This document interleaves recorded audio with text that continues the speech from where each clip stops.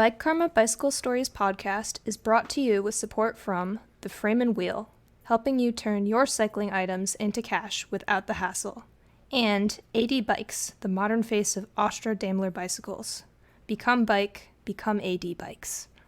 Hello and welcome to episode 48 of the Bike Karma Bicycle Stories podcast. I'm your host, Tom Brown. The mission of the show is to bring bicycle-loving people from all over the world together through sharing stories about bicycles. It doesn't matter what you're doing or your expertise level, if you've ever smiled when you're on a bicycle, you're in the right place. This time we talked to Jim Hunt from Canada about whether or not bikes can be haunted. We talked to Nick Raistrick about what those mysterious objects his grandfather left him meant. And my wife reads the second installment of Billy's Bicycle Triumphs, a vintage bicycle adventure from 1919. There are a lot of bicycle podcasts out there these days, and I really appreciate you coming along for the ride with me on mine. Let's roll out.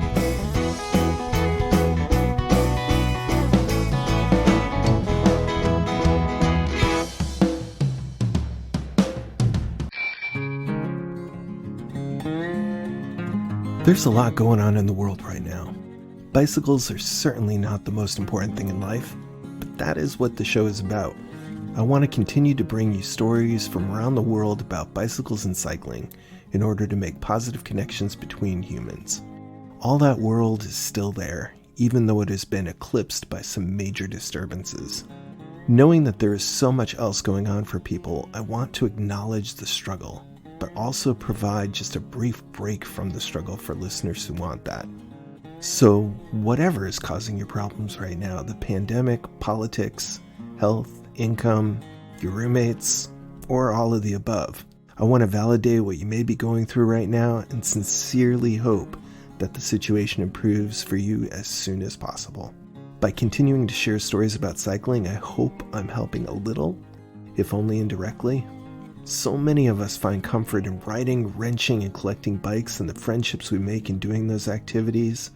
This is a tough stretch, and I hope you come through it as good as possible. I appreciate you coming along for the ride with me on this podcast. Let's keep rolling.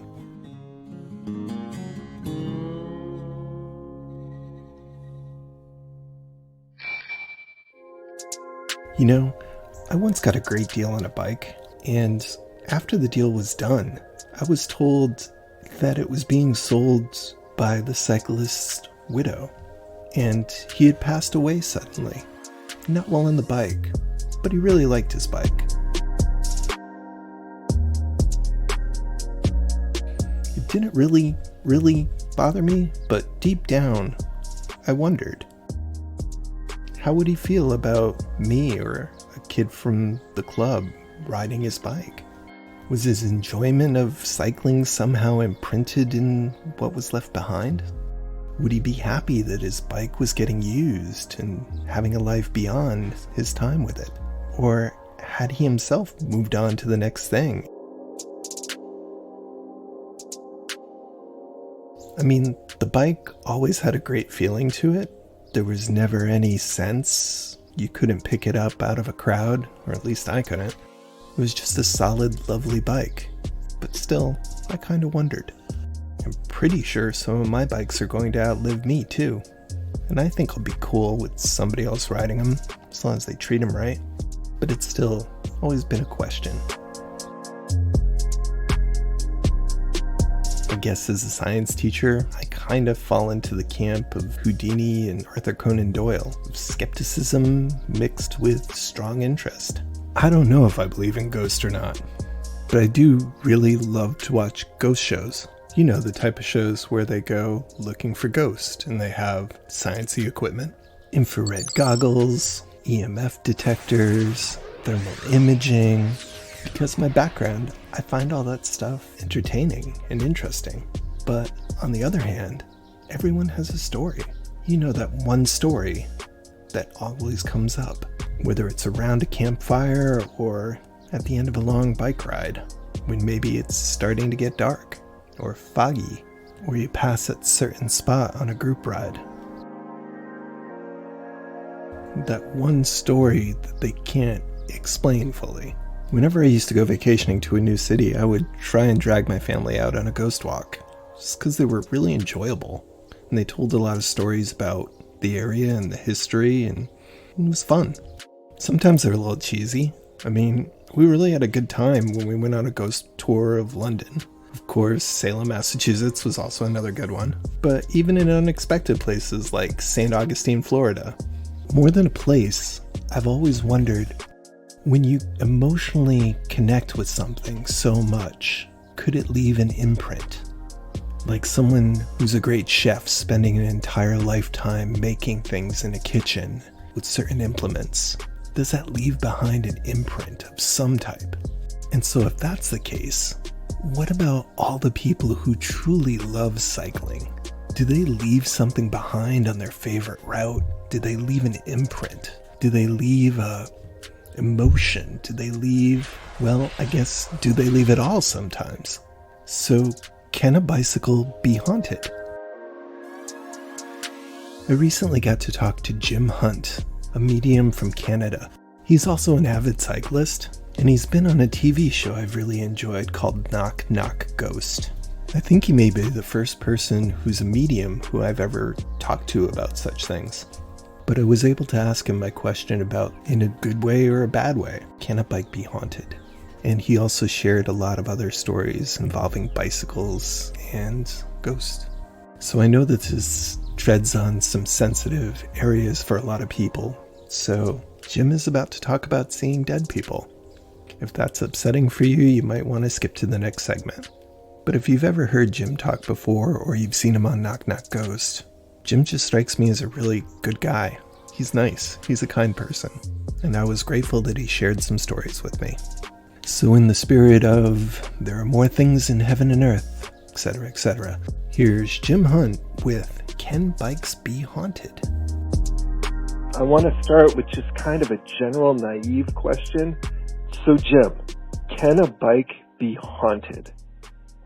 In a heartbeat. So a bicycle? Yes. A bike. I've been on a bike and I've been pushed off a bike in so many different cemeteries. And cemeteries are usually a place where nobody hangs out. They really don't. But I've been pushed off a bike. It's crazy.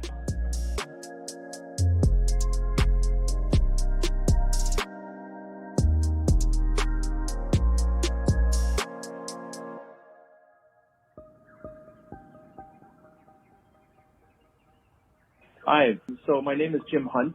I'm a psychic medium. I had a television show that I was on for 2 years called Knock Knock Ghost, and I traveled everywhere across North America to find the most haunted places and walk through them to prove that not all ghosts are horrible and not all ghosts are dark. I'm there to help release most of them and send them to the light as best as I can. I've been doing this since I was a child, and it was an honor to be able to help the spirit world be released as an adult and let them go into the light and go in peace, which is something that I've enjoyed for a majority of my 61 years on Earth. So I'm a child of 12 years old. There's so many bikes in our backyard because we lived in a three-story apartment building in a small town called Lachine, Quebec, in Canada. So just about then, Jim's mic goes a little bit wonky, and it leads into him explaining what an active area is. And I was just... Can I stop you just for a sec? Did you go on speakerphone just now, or? No. Okay. No, not at all. I just... Now you're back. Oh, I'm back. Okay. Okay, so you will have a lot of interference with a lot of the ghosts that stick around me. They are a little bit mischievous, and I'm very sorry for that. Oh, that's okay. It's just like your voice kind of started to go into an echo a little bit, and then it's come back again. Then it came back. I'm so sorry. That's they on the show. They have a hard time with my personal mic because I kill the batteries in mics and everything else that comes along with me for a ride when I'm in a place that is very active.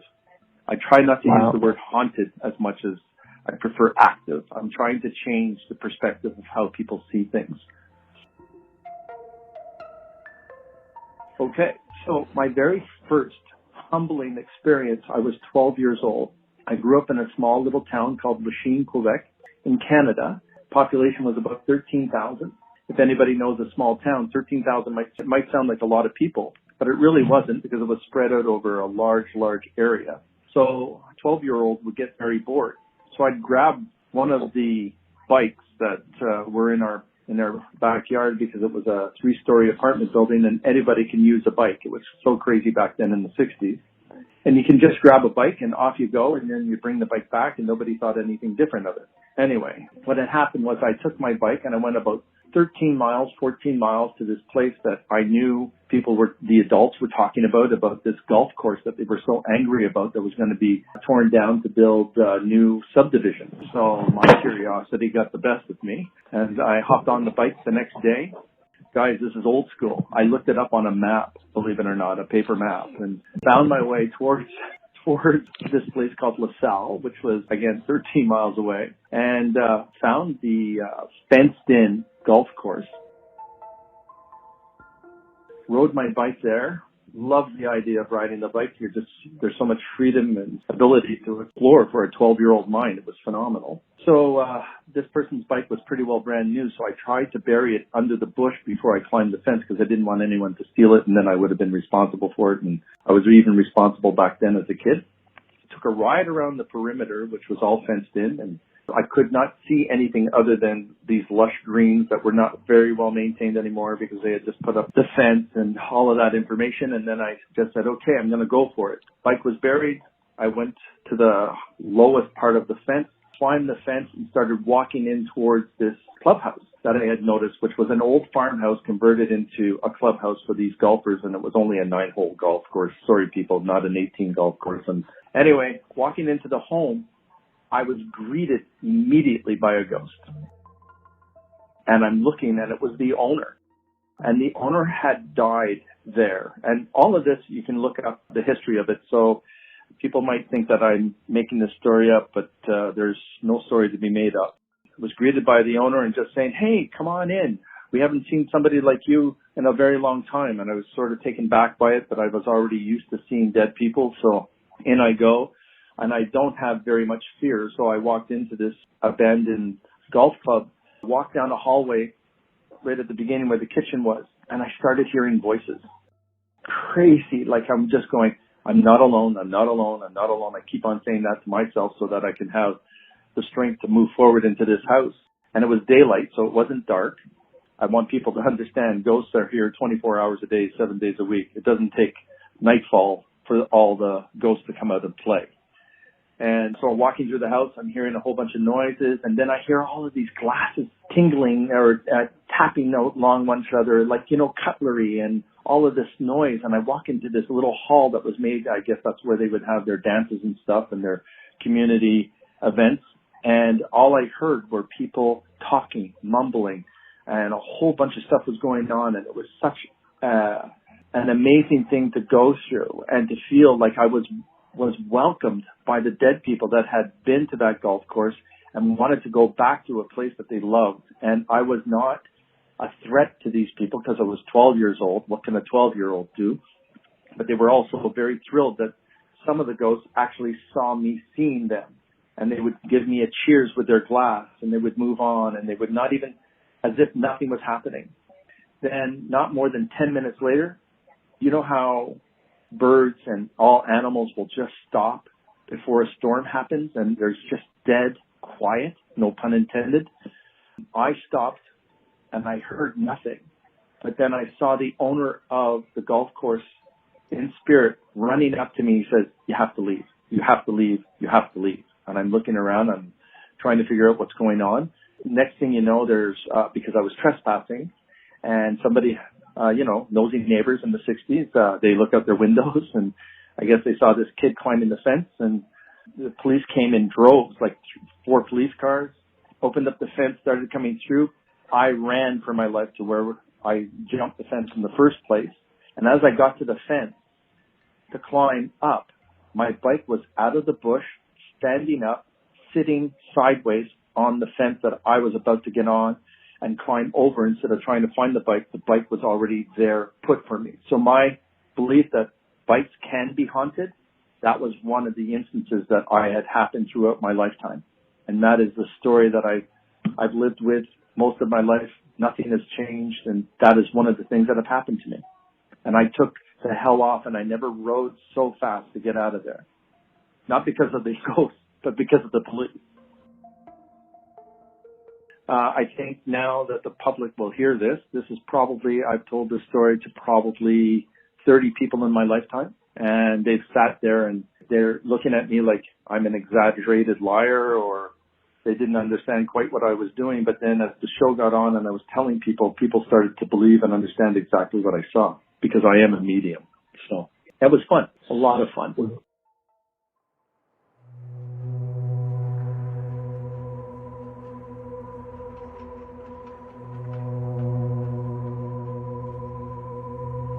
Is there like a story about a cyclist per se who's hanging around that you've picked up on? Like as you're out cycling, like as I'm out cycling, sometimes it takes 18 miles to get calm after a long hard day, and then the last 2 miles is purely zen, flowing, one with the universe. But during those times, your mind starts to wander, and you start to think about, where am I? Sometimes I'll go by somebody and I'll give them a big wave, and they're kind of like like a lady standing on her porch, and she'll be waving at somebody, and I'll look around and I don't see anybody around, and I'm like, who is she waving at? And you just daydream, and you think to yourself, is she waving at a ghost? Why did she not see me? What's going on? When you're out riding around, you're a cyclist. Do you see or pick up on cyclists out there? Okay, now I'm going to define this a little bit. I've seen cyclists. I don't know if you have a program in the United States, but here in Ontario, when a cyclist has been hit, they take a bike that is wrecked anywhere. They fix the bike up, they paint it white, put it with flowers on the corner that person was either hit and killed by. I have seen more cyclists there in that scenario than I have with actual psychics. With actually cyclists on bikes riding beside me or behind me or anything like that. But on a lot of corners around our busy Toronto, there has been so many pedestrian and cyclist deaths that those are the people that I see all the time. And what's scary, I'm a father now, a second time, and I have a 3-year-old. At the time she was 2, and my wife was with me, and we were just going out for a regular drive to a big park. And I put on the brakes so hard that my daughter hurt herself from her seat. She was crying. My wife hurt herself because I put on the brakes so hard. And then she said, "What the F did you just do?" And I said, "I'm sorry, there was a cyclist right in front of me." And it was a cyclist holding her bike, and she had died that day on that corner street once I found out about it. But I had to put on my brakes, and I have no clue to this day how cyclists who have been killed in that instant, how they know that I was coming towards that intersection and I was able to see them and frighten my family, and I was trying to avoid a cyclist because that's how real it looked to me. And I don't know how to explain that.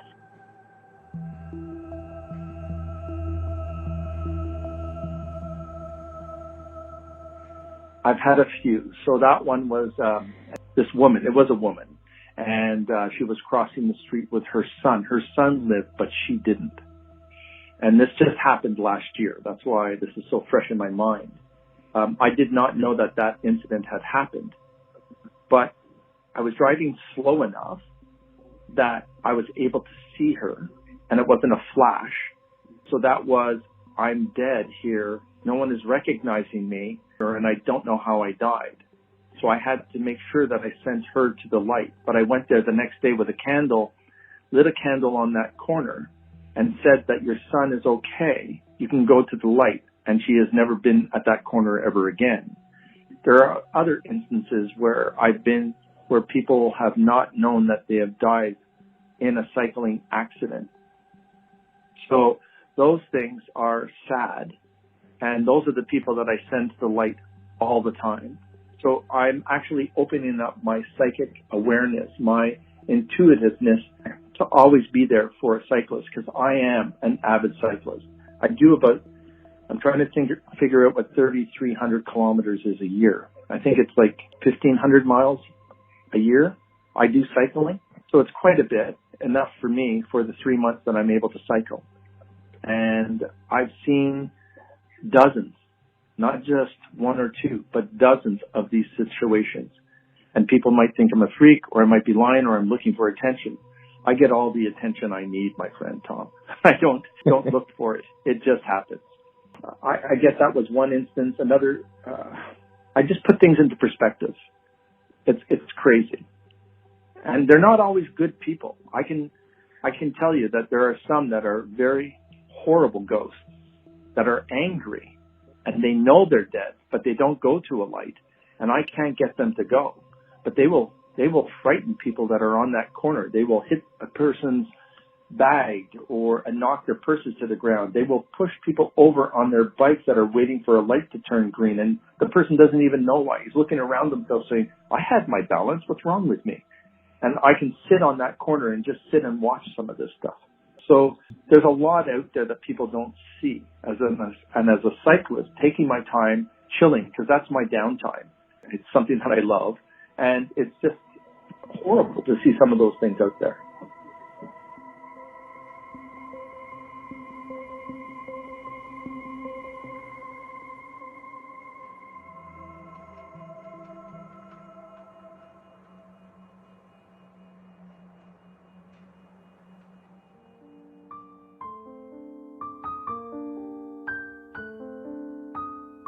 So going back maybe to the bright side, Yes. Cyclists, we love our bikes, Yes. As much as you could love an inanimate thing, because there's such joy that they bring to many of us. Mm-hmm. If we went into like an area where tons of old bikes were stored, would you be able to pick up on anything in that type of environment? Have you ever been in that type of situation where it's just a big room or a warehouse full of old bicycles? Tom, now you just gave me an idea to look for a new show. No, I have never been in. I've been at, people have used bikes along a driveway. I've never felt anything from that. But to actually go into a very used bike, unique, old school bike, I would love to do that because the spirits are all around them. Those old bikes, and I wish I could remember the names. I'm a bike person, but I'm not a bike enthusiast that knows the names of all of these bikes. I've been to barns where their bikes are up against the wall, and I've had ghosts ask me to take that bike down off the wall because they want to go for a ride. And I just tell the owner, hey, that bike is collecting dust. If you put it on the ground, that bike will get more use out of someone if they see it on the ground instead of hanging on the wall. They don't think anything of it. They just take it down. They think I'm a little bit crazy. But then the spirits will go to that bike and use that inanimate object to use as their hobby. People need to understand what the dead do. When Mexico has the Day of the Dead and they celebrate with food and beverage and they put it down as an offering, we can grab that bottle of wine, pour it in a glass and drink it. And so do the dead. But they get the ability to hold that same glass, that same bottle, and pour themselves their own wine. So I don't know why it wouldn't be the same if a bicycle was out there.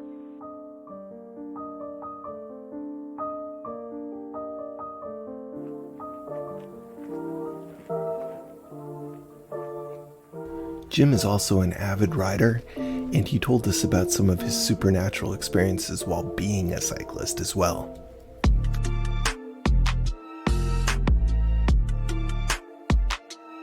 The largest cemetery in Ontario is called Mount Pleasant.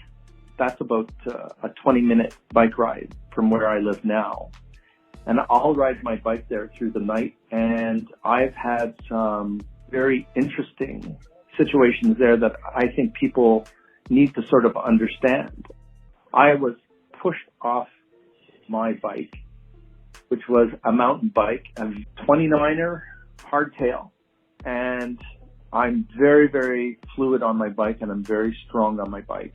And I was knocked off my bike, pushed onto a gravestone, which would have been about 3.5 feet from where I was pushed off my bike in the center of their little paved path to go from one crypt to another or from one headstone to another. And I was pushed off this bike at a certain time and landed in front of this tombstone with an urn of a dog, and this dog was ripping at my ankle, and my leg was moving involuntarily because there was another person who was going through that place as a walk, and it happened around 2 a.m. And I freaked that person out, and I just said, "There is no dog." And I just heard a dog in the background. Listen to that. Yeah, that's my dog downstairs. So I want to. I might send over to the other side if she doesn't. Thank you. That was awesome, though. No, I love that kind of. That's a blooper that we put on the end of our show. Yeah, the UPS so good, man. The UPS man. Oh God. I love it. So I've had that happen to me that I try and let people know, but not as often because I don't want people to be fearful of the dead. This was just an angry ghost trying to get my attention who owned that dog and was bitter that someone had taken care of that dog because I had looked them up after a little while. And this dog, from what I heard in the neighborhood, was one of the worst dogs in the neighborhood. So it made sense. And I had no marks on my body. I had no tears. I had nothing. But it felt like that dog was chomping on my ankle and just like, ripping it like it ripped one of its play ropes. Like it was crazy. There's a lot out there that people don't see. And if you opened up your mind to so many different things, we have the ability. I don't ride with fear. I don't act in fear. I love meeting the dead. I like talking to the dead. And I have never had the blessing, which is sad, to actually speak to a ghost or a spirit and have a conversation with them about their bike, which is something that I've always wanted to do. My job, what I believe is to let these people go to the light so that they can go in peace. They don't talk to you very often. They don't say thank you. They just turn around and go to the light because they are in such peace at that moment for them to fade into that light and to be taken. And that's all I worry about. The crazy thing about that is that bike stayed. They didn't take the bike with them. So it's like a calling that's where I passed away. Maybe I can go there and make sure I can save another life. Maybe that's what their job is going to be.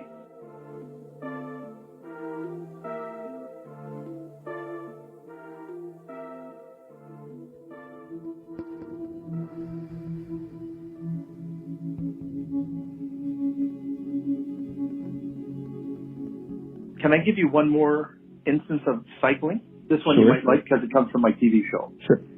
One of the last episodes that we had done was at the London, Ontario Psychiatric Hospital that was 144 years old. Now that housed the military, the Navy, at one point when it was first being built, prepare them for World War II. Then it turned into a hospital for geriatric people. Then, as time progressed, it turned into a institution for people with disorders.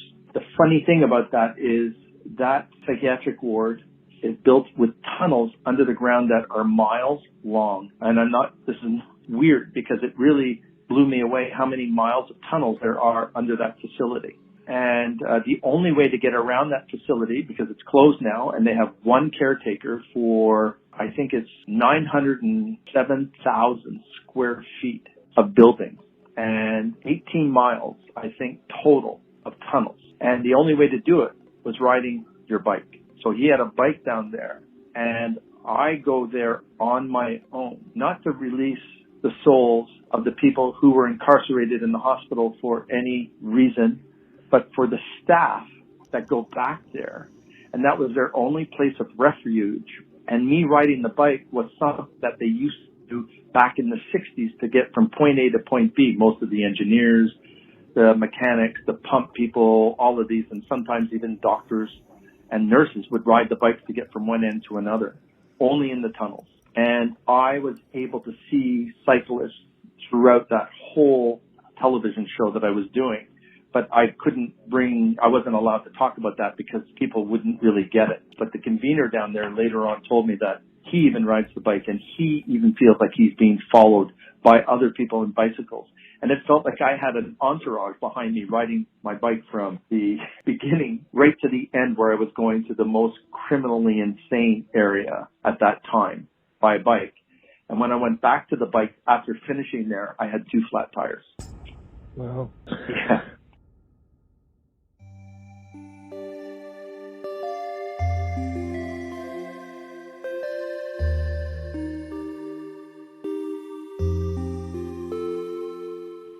I am an avid cyclist. I love cycling. Cycling people can sometimes be really, really weird people, but we're good people. This is our break. This is what we get away from. And the cyclists that have passed away by means not of their own, and if you feel them, just send them to the light. Just say, go to the light, because that's all they need to hear sometimes. They don't know where they are. They don't know. They're lost people. They're lost souls. They need to go home to their families. And I send them every year. And all of you cyclists, all of you, if you take 2 seconds or 5 seconds or 5 minutes and take that extra piece and sit at a corner where a ghost bike is, just say, you have the permission to go. You don't have to be here. You don't have to protect us anymore. Please go home, so that they can come back and cycle all over again. That's my take.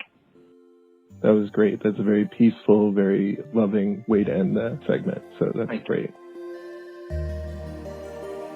So Jim, really enjoyed watching Knock Knock Ghosts. You were on that for the first 2 seasons, and you've got lots of other stuff and lots of other places that you do work. Where can people go find out about your work and see more of it? Okay, so I've left Knock Knock Ghosts on friendly terms. I needed to go out and do a little bit more on my own. I loved everybody that was on there, but they were going into a direction that they needed to go into, and I needed to go into a direction that I wanted to go into. I have a website called jghuntconsulting.com. You can go to my webpage and book me at any time. I am on Instagram at Jim Hunt Official. I am on Twitter at Jim Hunt Official. I am presently working on a new show, which will be airing hopefully sometime after the situation that we're going through right now. So sometime in late fall. If not, it'll be at the beginning of January 2021. And it will be very interesting because my idea is to help people as a life coach. And I'll be life coaching and helping people find some answers to their loved ones that have passed on, so that I can give messages, whether they're good, bad, or indifferent. But as a life coach, I'll be able to help them deal with that situation that they're having a conversation with. I love people. I love working with people. I love watching people make changes in their lives. If I can give them the tools to do so, as a psychic medium, I will do my best so that they can get closure quicker, so that they can move ahead in their own lives. I want to thank you, Tom, above all, for having the patience for waiting with me for a couple of months to get this done. And it was an honor to do this for you. Thank you. I'm humbled by you having this conversation with me. It was an honor to have you on as well through these crazy times. I really appreciate it. Thank you. All the best, Tom. Take care. Thank you. You too. Bye. Bye.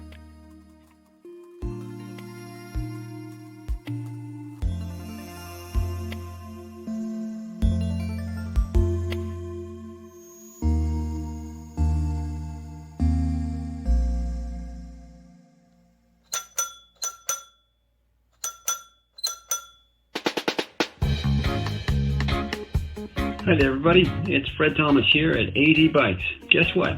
AD Bikes is now on Shopify. The site is up and running. It is safe and secure, and it's easy to navigate. All the frame sets are there. There's a link to the AD Bikes Verge Sport team store, and you can find small parts and merchandise.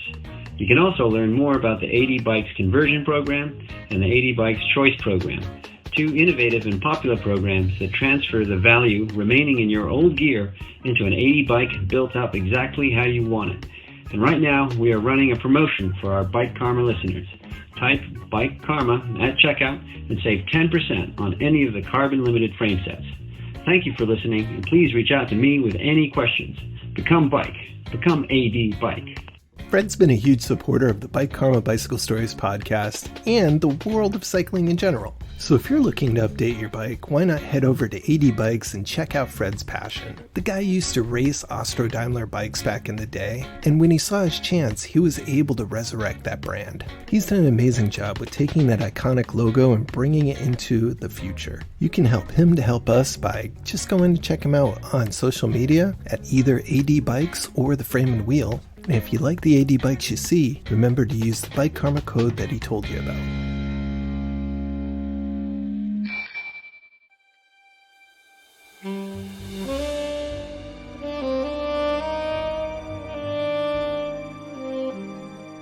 Imagine that you were helping a parent clean out their house, going through the accumulated generations of clutter, and in the middle of that, you found an envelope addressed to you, from a long-dead relative. And instead of a letter, there were just two things inside, with no explanation. Well, that's what happened to our next guest from across the pond.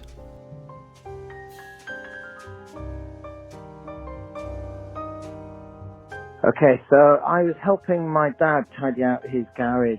He lives in the north of England, and his garage was a mess. There's files from all different eras, family history, heirlooms, a lot of stuff that belonged to my dead mother. It's not an upbeat task, as you can imagine. And amongst this stuff, I found an envelope addressed to me. It's from my granddad. There's no note inside the envelope, but there's two things. There's a 1937 guide to Japan and a pair of bicycle clips. And that started my adventure.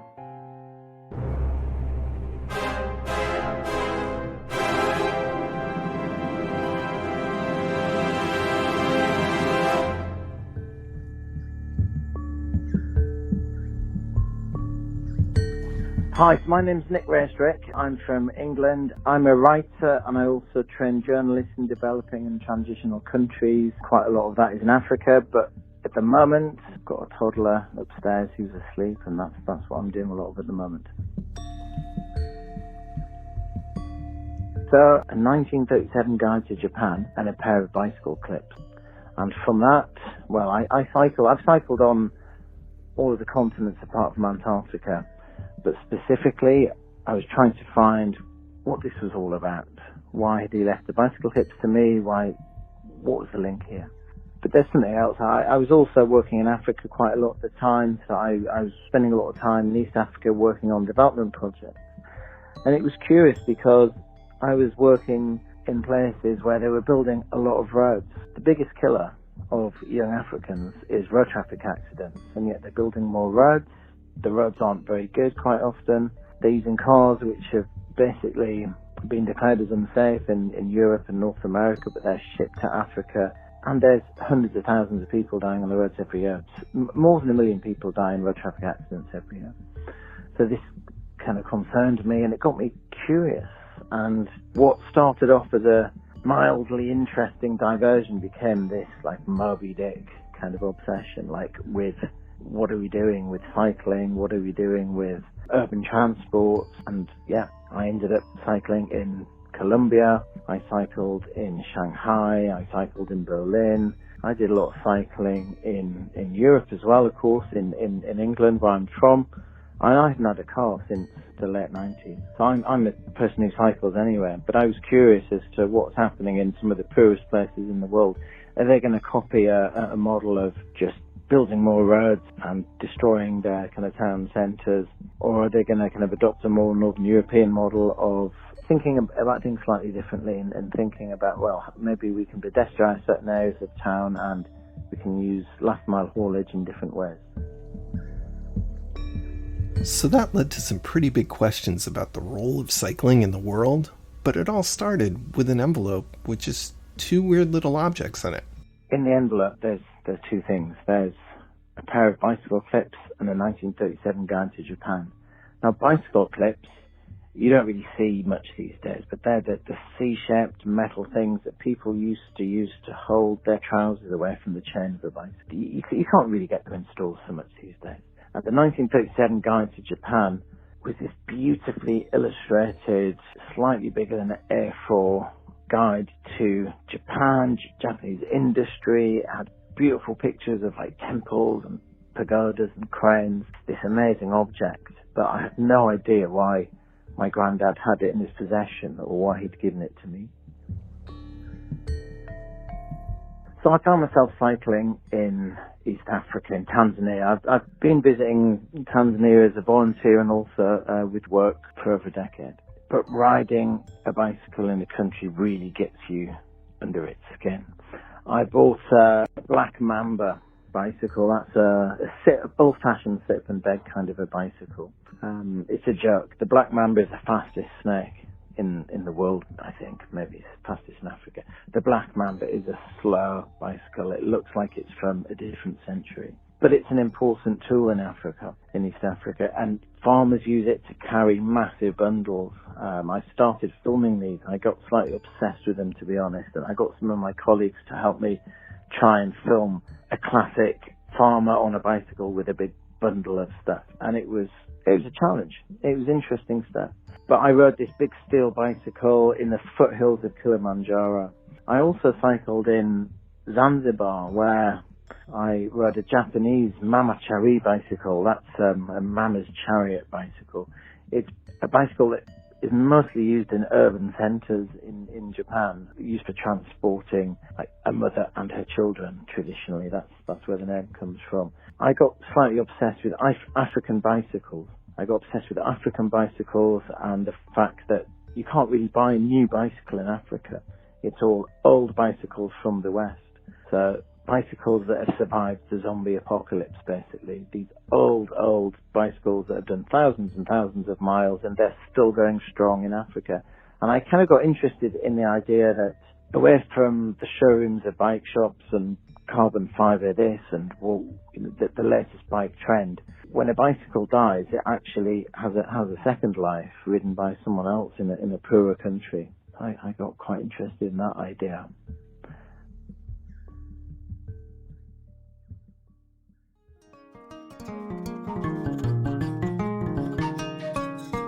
But that didn't move me on with the story as to why did my granddad leave me these bicycle clips.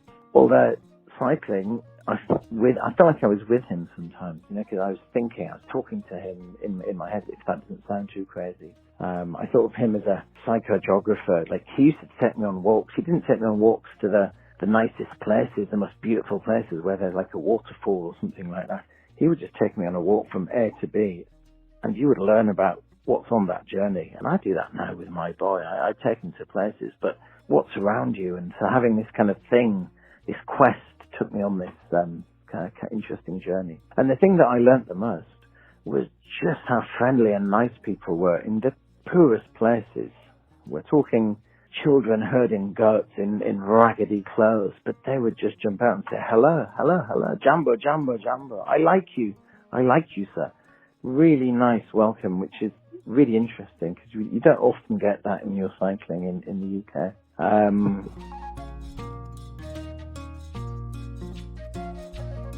I went on a club ride in the Rift Valley and I just cycled in some stunning places. And then, then I got back home, realized I hadn't really got to the bottom of as to why I'd been left this envelope. So I continued the mystery and I asked my grandma, like, what, did Fred ever go to Japan? No, she thinks not.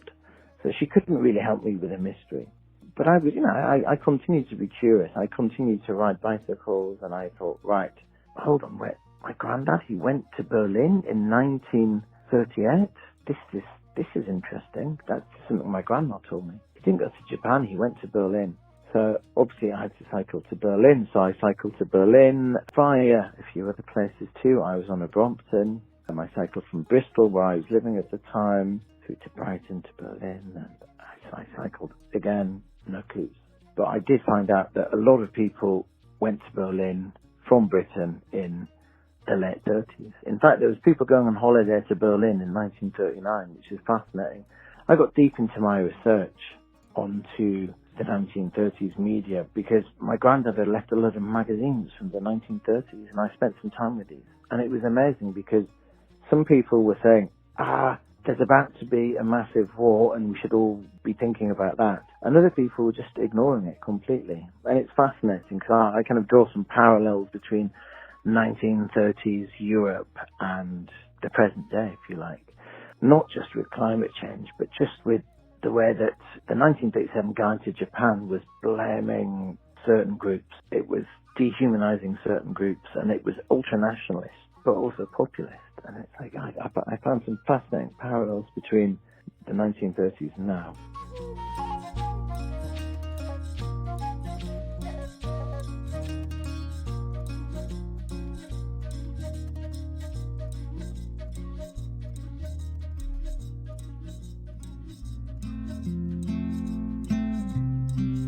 So the next place I went to was Colombia, and I've always been fascinated by what's been going on with Colombia's infrastructure, because Colombia is at the crossroads. It's one of these countries that's not rich, it's not poor. Most people live in a middle-income country. Their transport policy is excellent. They've got these ciclovias, as they call them, these days where they close off the capital city and various other cities and everyone cycles. They've got more cycleways than other comparable countries. So they haven't just decided we're going to build lots of roads for cars and that's what's going to happen. It was amazing because I hadn't expected that I'd have been taken down this route, but there I was. I cycled in the Andes and I cycled in Bogota. I cycled in other places in Colombia, and I realized that you can still have a modern developing country and you could put bicycles right at the heart of how you decide to do transport. And it was fun. That's a great day. Ciclovia wasn't a political event. It was a carnival atmosphere. Ciclovia is an event which started out in Bogota in Colombia, and it's a day when they closed down the majority of the roads in the city. It happens elsewhere in Colombia and elsewhere around the world now. What happens is, as well as bicycles taking over, you have pedestrians, you have guinea pig races, aerobicize, Michael Jackson impersonators, all sorts of crazy stuff happening. And the entire atmosphere of the city changes, which is important because it's not easy to get exercise if you're living in a large town miles away from sports facilities. So to me, it was a beautiful thing. So finally, of course, as part of the quest, I had to end up in Japan, so I went to Tokyo and I cycled in Japan and Tokyo. I learned so much. Every single country that I visited, I learned a lot about how people ride their bicycles, how you can organize your transport infrastructure, and it was always the people, very interesting people. Wherever I went, the whole journey, it was a blast. And it was also good because I felt like I was kind of with my granddad, like he'd sent me off on this crazy journey. I'd taken it up and, you know, I did have to write it up. And so I wrote a book. It's called The Bicycle Clip Diaries. It's on nickraistrick.com. That's nickraistrick.com. It's also on Kindle. And hopefully when I get around to it, there's going to be an audio book too. Also, I'm on nickraistrick.com. I'm also on Twitter and Instagram.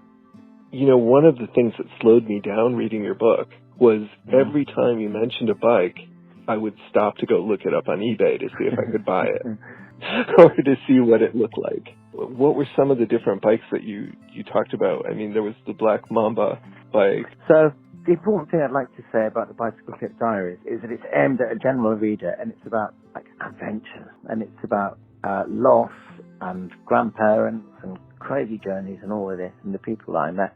But obviously I'm a bit of a bicycle geek, so I did ride different bikes. And there's a classic old-fashioned kind of set up and beg, as we call it in the UK, kind of bicycle that they're still making in China, which is the classic traditional African bicycle. And so I bought one of those in Africa, and to come full circle, I ended up buying one in China as well. Was that the Flying Pigeon? That's the Flying Pigeon.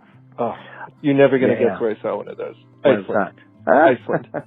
Reykjavik. I saw my first amazing. Flying Pigeon in Reykjavik. They're amazing, beautiful bike. They're amazing. But, like, since I wrote the book, I discovered that, like, there are these rally forums where people geek out on kind of early 20th century rallies, and actually they're kind of copies.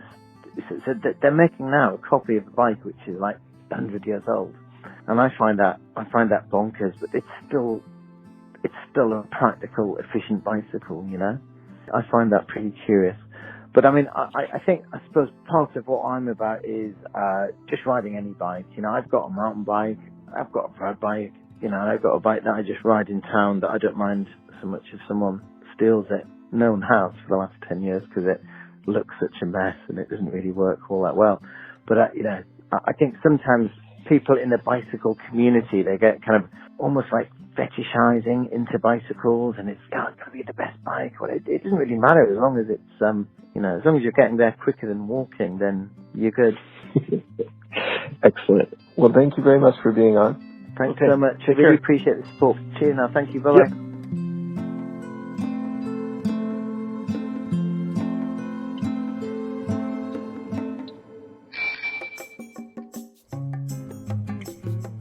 Okay, to the mid-roll thank yous. Giving gratitude for the people listening and sharing stories and just being a part of the project. First of all, thank you to all the people downloading 60,000 times in over 60 countries. Thank you very much.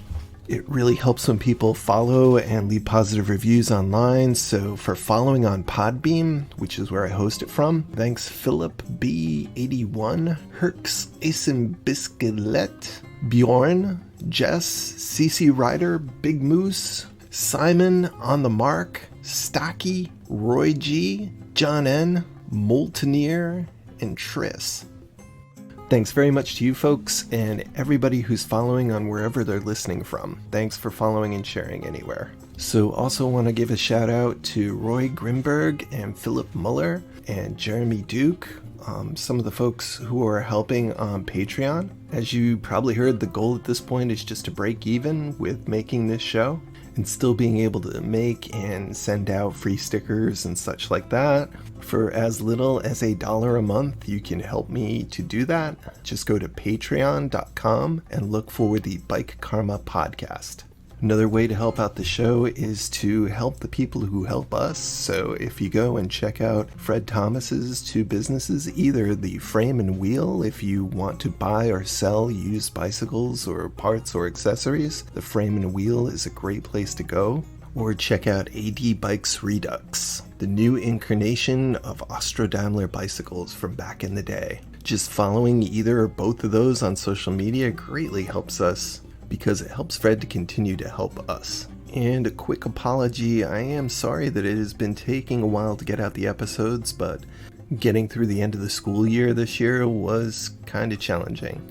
I really missed being in school and being able to help the kids directly. So I know the episodes haven't been coming out as fast and furious. And if you are waiting for your story to get aired, it is in the pipeline. So thank you for everybody who shared stories and are just patiently waiting for them to get aired. And I know it's quite easy to get distracted in the world the way it is right now, but don't forget to do your ABC quick checks. So anytime when you finally get that motivation to get on the bike and get out there, take a moment just to do that quick ABC quick check. And that's A for air. Check the air in your tires, make sure it's good. Second is B for brakes. Make sure you check your brakes, make sure they're not excessively worn, make sure they're going to stop you. And then C is for chain line. Check your chain line, make sure the drivetrain is good and it's basically together and not too dirty and properly lubricated.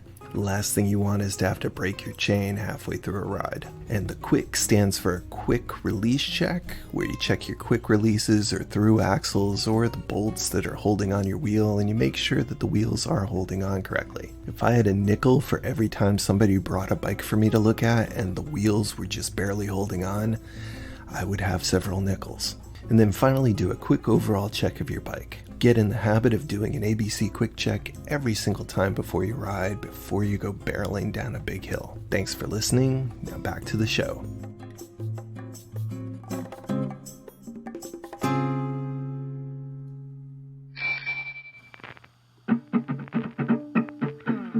Come back with me to a time long ago, in the golden age of American-made bicycles. Though they never really made their own complete bikes, New Departure from Bristol, Connecticut made a rear-wheel hub with a built-in coaster brake. These hubs were deluxe upgrades on many brands of the day. Many are still rideable and serviceable today over 100 years later. Way back in 1919, before the internet, television, and even commercial radio, New Departure was marketing their superior bicycle hubs via the adventures of Billy Banning. Here at Bike Karma, I found a copy of this promotional book and will bring you a chapter each episode until the saga is complete. So come back with me to 1919, when Billy Banning's life was forever changed by a bike with a very special rear wheel. Travel back through time to experience Billy's bicycle triumphs.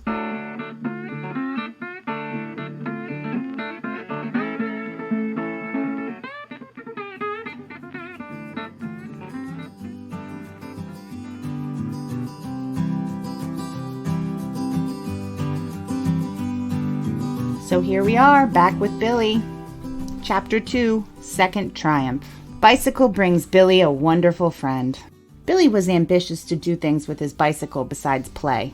He had an opportunity to buy a newspaper route, and in taking it over with his father, told him how quickly he could deliver the morning and evening papers and still have plenty of time left in which to do his errands for mother and play. His father liked the spirit he displayed and encouraged him to undertake the work, knowing that a venture of this kind would teach him the value of time and money. The route was purchased, and it was not long before Billy had doubled the numbers of his customers, as he found he could deliver the papers much more quickly than the boys on foot.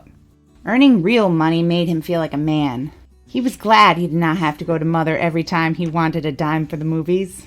It was a proud boy who came home one night with a pair of shoes and a hat bought with the money saved from his earnings. His mother encouraged him to save a little each week, so every Monday afternoon when he went to the railroad station for his papers, he stopped at the city bank and deposited a share of his earnings. It was fun to see his figures grow. Mr. Ingalls, the president of the bank, came to notice the boy who came so regularly, and one day he hailed him as he was going out and called him into his office. Billy doffed his hat politely and stood in front of the president's desk, not at all embarrassed by the keen glance the great man gave him over the top of his glasses. Yikes. This is getting Billy, I hope dark. Billy, I hope your uh-oh feelings are happening. Your name is Banning, isn't it, young man? Yes, sir. You come here and deposit money every week, don't you?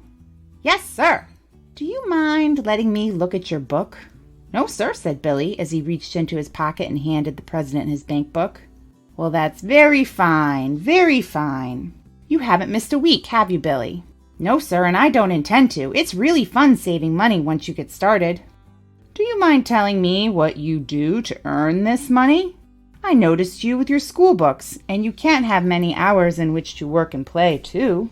Why, I sell newspapers, sir. I have a morning and an evening route that brings me in about $1.50 a day, and I always make a point to save $1 of it. You see, Father bought me a bicycle to improve my health, and when I got real strong, I was sure I could use my wheel to cover a good-sized route twice a day, and do it so quickly that I would have plenty of time for recreation and doing a few errands for Mother. It's easy to do this all when you have a bike, sir.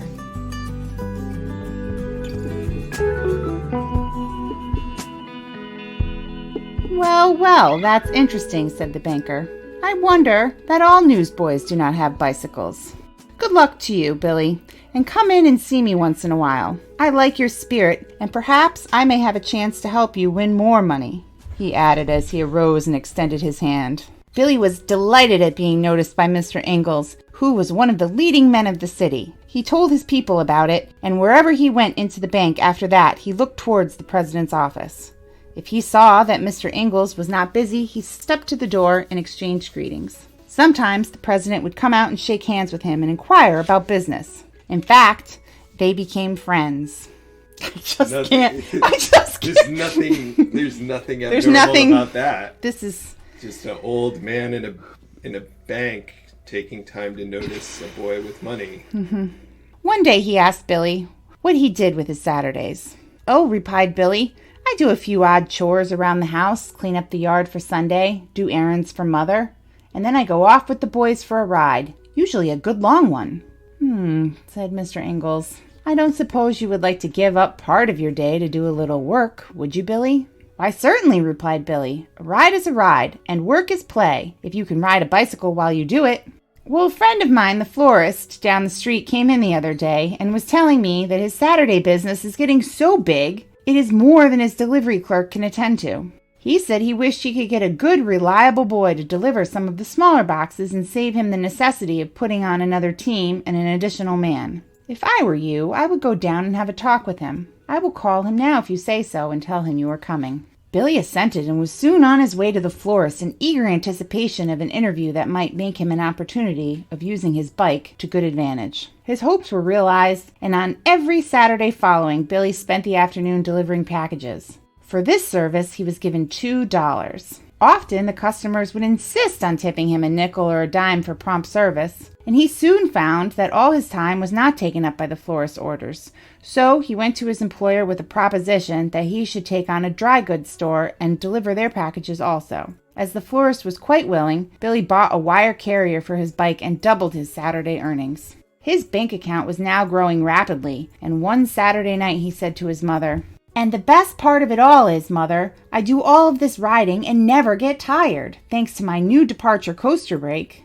It not only makes pedaling easy when I have to pedal, but half the time my feet are at rest and I am coasting either down grade or over the level stretches of road. It's fun every minute of the time. I'm never afraid of collisions, and although I have to go through streets where traffic is heavy, for my new departure is there every minute, and if there is the slightest chance of a collision, all I have to do is apply the brake and everything is okay. I can stop in less than a wheel's length. In fact, I have better control over my bicycle than the rider of any other conveyance on the street. No wonder they say that the new departure is the brake that brought the bike back. I want Dad to get on and ride some night and just see the difference between my bicycle with the new departure in it and the bicycle he rode when he was a boy, when he had to depend on a heavy, clumsy spoon brake that was hard to operate and gave him so many headers." Meanwhile, every boy in the neighborhood to whom Billy had shown his bank book began to get the earning and saving habit. It was a common sight to see 2 or 3 boys with well-laden baskets skimming along over the pavements delivering the ingredients of various Sunday dinners, and boys with bank books became the most common thing of all. Okay, I know you all want me to keep reading on to the 3rd chapter, but we shall have to wait.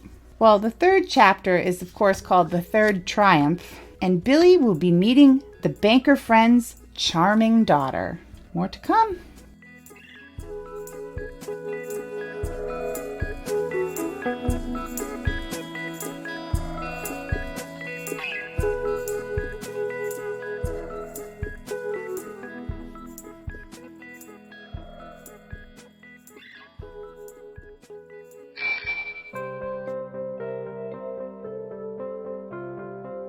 So I'm used to being content alone. Not necessarily happy, but content in my own company. Growing up with no brothers or sisters, it was kind of like a survival thing. Earlier this spring, I was on a walk with my wife, trying to get out of the house. We were walking through our town's historic section. We talked a lot and had kind of just fallen into this comfortable silence that we can have, where we're just kind of breathing and walking and exploring together, but we're kind of in our own thoughts. And I looked onto the sidewalk and I saw a headset bearing race right on the edge of the sidewalk, and it allows the handlebars to turn freely. It's the bearings for the handlebars. I looked up instinctively. There were no piles of bikes in side yards. There was no repair stand. There were no bicycles chained to porches. There were no signs that there was another bicycle enthusiast anywhere around me. But there was undeniable evidence that someone had been wrenching on bikes somewhere where I was walking, or not that far away.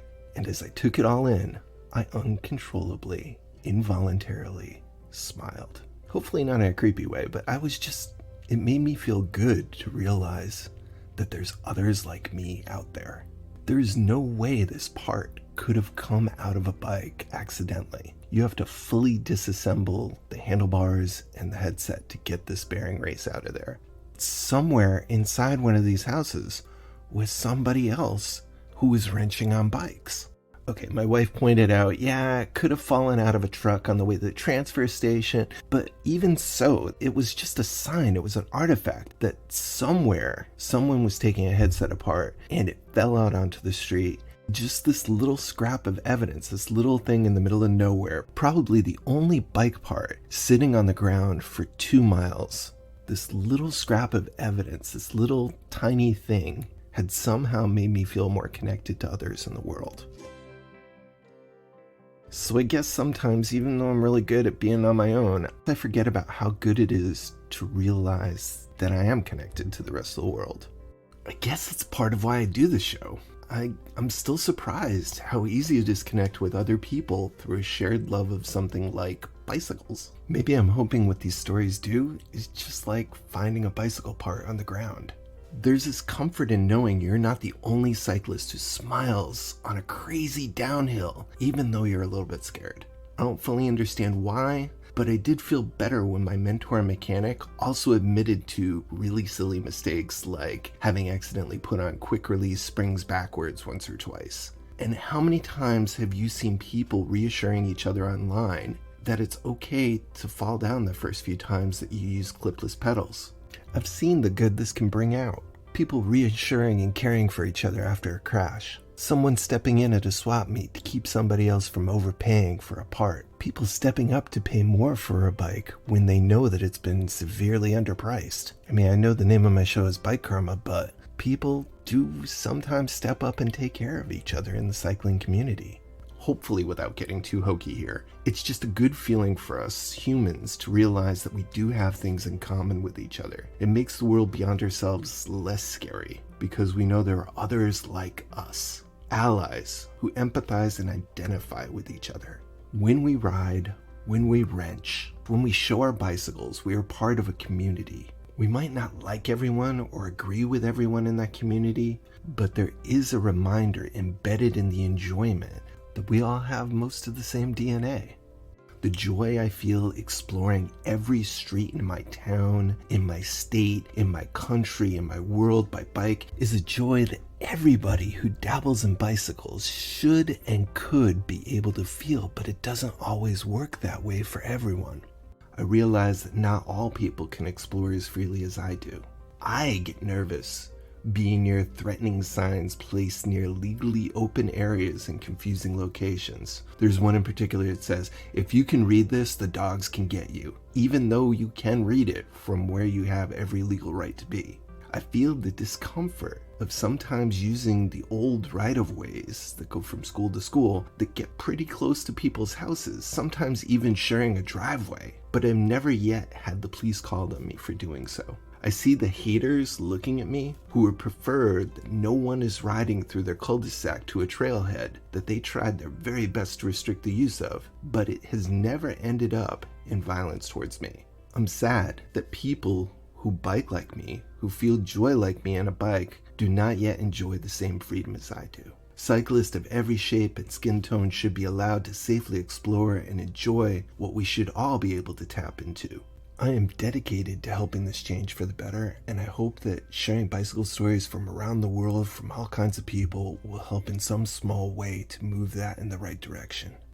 If you have a story that you think would be good for the show, could be about riding, could be about wrenching, collecting, or anything involving bicycles and people, please email me at bikekarmaguy@gmail.com. Thanks a lot for listening, and back to the show.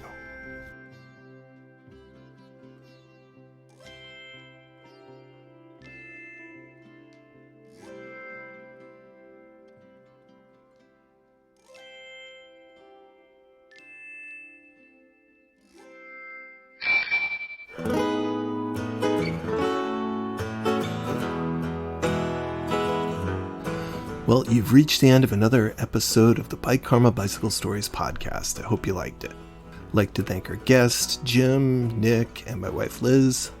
And as always, would like to thank Keller Glass and the band Mobjack for their opening and closing theme music. You can search them up on mobjackmusic.com or search up Keller Glass to see what he's doing lately. All the other music used in the program is royalty-free, attribution-free music, and we would like to thank those musicians as well. If you have a question or comment, an idea for a story, or perhaps you have a product that you think would be a good fit for sponsorship on the show, you can email me at bikekarmaguy@gmail.com. That's bikekarmaguy@gmail.com. Free stickers are also available. If you have a shop or organization, I can send you a big one for the door and then some little ones to hand out. Have some really exciting stories lined up in the pipeline for you, so be watching out for that. The Bike Karma Bicycle Stories podcast is the intellectual property of Thomas Brown, all rights, including copyright, trademarks, and artwork, most of which done by my family. All those rights are asserted and reserved. Please stay well, stay vigilant, and take a little comfort in the past, especially from the flu of 1918. We all want things to go back to normal, but it is going to take some time. We can still learn a lot from history. Take care, my friends, and until next time, keep it wheel. And I can take my time and cut it down, but I'd rather waste it with you on the ground, 'cause I'm tired of writing words and sending them on out on the ether.